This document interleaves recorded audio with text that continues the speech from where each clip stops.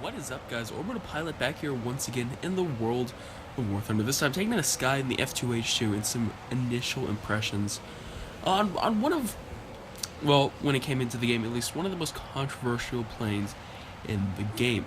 Now, I'm sorry guys if I sound a little stuffed up, it's because I was, and on my next Orbital-Pilot update coming out fairly shortly, I'll explain why I was gone for quite some time. But thank you guys for sticking around, and let's get into the impressions. Now, when the F2H2 first came into the game, it was the definition of overpowered. It faced things like the LA-9, early, or actually late tier Russian props, and it just absolutely clubbed. In fact, late tier Russians were just impossible to fly. F2H2 killed pretty much everything. But now it sits in a very interesting place. At 8.0, it can have some decent games. Now, don't get me wrong, there is a chance that you will go up against like 27 Hunters or 27 MiG-17s and get absolutely blown out of the sky. That is a definite possibility. There's a definite chance that that will happen. But there's also another type of the game that happens quite often. I would probably say 50-50. And that's when you get paired up with other 8.0s. You get paired up with stuff like the MiG-9, the early MiG-15, the Hornet 229, of course, the Me-163s. And when you get paired up with stuff like that, that's going to be a good game, because this plane is not terrible. It doesn't do anything like super well, but at 8.0, facing other 8.0 jets, it's definitely usable. So, as we can see, chasing Hornet 229, I'm running away from 1-2. I can just barely outrun one. Keep in mind, this is my second game flying out, so there's no upgrades. So the plane is quite slow. I can outrun most things, but I'm not going to catch things very quickly either. So taking back up into the vertical, I'm just trying to stay a little bit safe, of course, because with so many planes around, there's a lot that could go wrong. Now I kind of realized I'm never going to catch that Hornet 229, so I turn back around and head back towards the battle. Now this thing does have 4 A&M3, I believe. If not, post in the comments down below. A&M3 cannons, and they are the definitions of shotguns. Don't get me wrong, they do quite decent damage if you can get them to hit, but the hard part is getting them to hit. Now, if you guys have watched my earlier videos, you guys will know I love the Hispanos because they're kind of like cannons built into rifles. They're extremely accurate. Now, Hornet 229 Hornet 229 takes some shots at me. Luckily enough, he's not going to follow me. Instead, I'm going to go straight back down. I have to get some speed because that is the only advantage I have against the Germans. Anyways, going back to the guns are decent, like I said.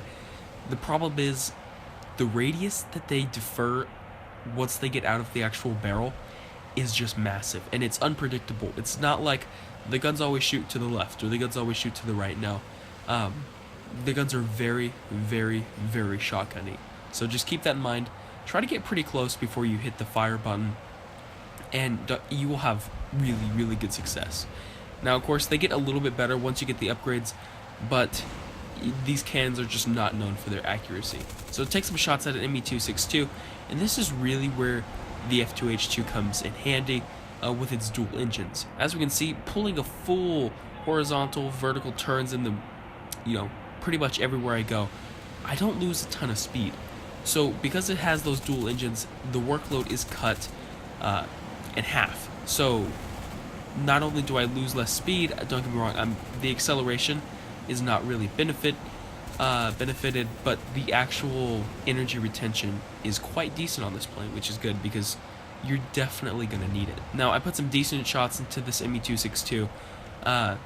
He goes into a flat spin. Normally, I wouldn't shoot him again, but I got first shots on him, so you know what? It's kind of fair. He's mine.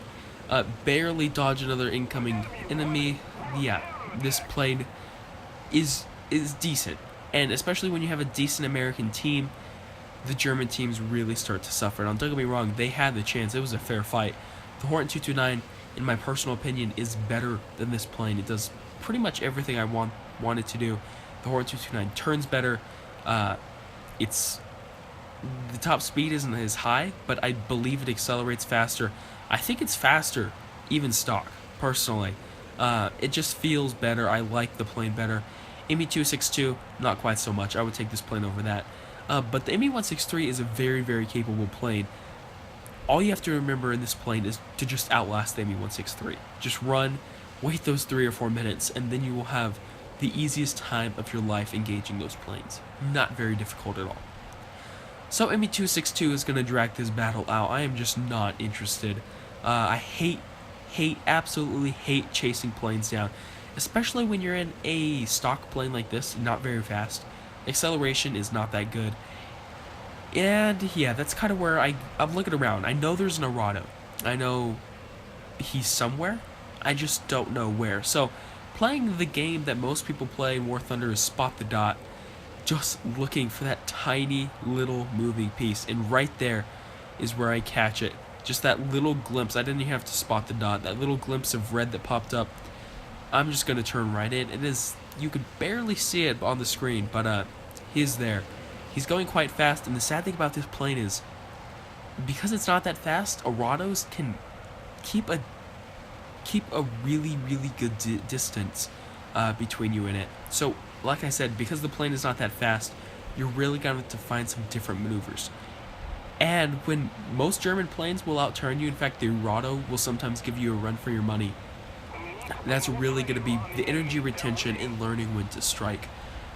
Sadly enough, this plane really is not a main battle plane, especially when you're put up against stuff like Hunters or MiG-17s and stuff like that. You are not the main interceptor. Sit back, wait for your time to strike, otherwise you're going to have a very, very bad day.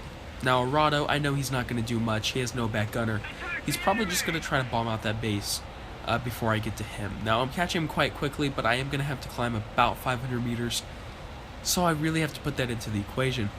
Now, this is where engines start to overheat, and for some weird reason, I'm not sure if it's because the cooling system isn't upgraded, but this plane does love to overheat. So keep that in mind. If you're flying at sea level, this plane will constantly want to overheat engines. Sadly enough, I do not have the time nor the energy to back down on that throttle, so I'm going to have to stick with it, just kind of hoping the engines don't blow up. Now, Orbital does a dumb move. He should have dove down. There's a definite chance I wouldn't have been able to catch him with my engines overheating. He pulls some really, really weird maneuvers, not what I would have pulled. And of course, this is not my upgraded crews, so they are starting to black out.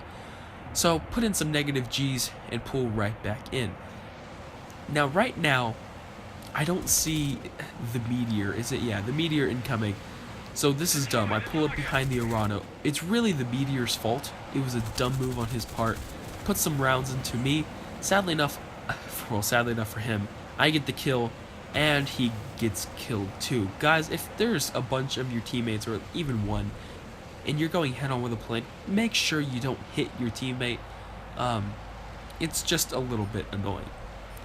So guys, to sum it up, the F2H2 is a decent starter plane. As long as you get put into those 7.0, 8.0 battles, not the 9.0s, you're going to have a fairly decent time. It's a fairly decent plane. It doesn't do anything like really well, but it's not terrible either. And once upgraded, I will release a new video describing if something changed, but I really don't think it is. It's always going to get beat at 9.0, and it's always going to be a fairly good competitor at 8.0. So just keep that in mind. It really depends on your luck and how many people are playing early tier, mid tier jets. So guys, if you liked the video, hit that like and subscribe button. Like I said, there will be an Orbital-Pilot update coming out fairly shortly. But until then, guys, don't do anything dumb, be a good teammate, and I will see you guys in the skies.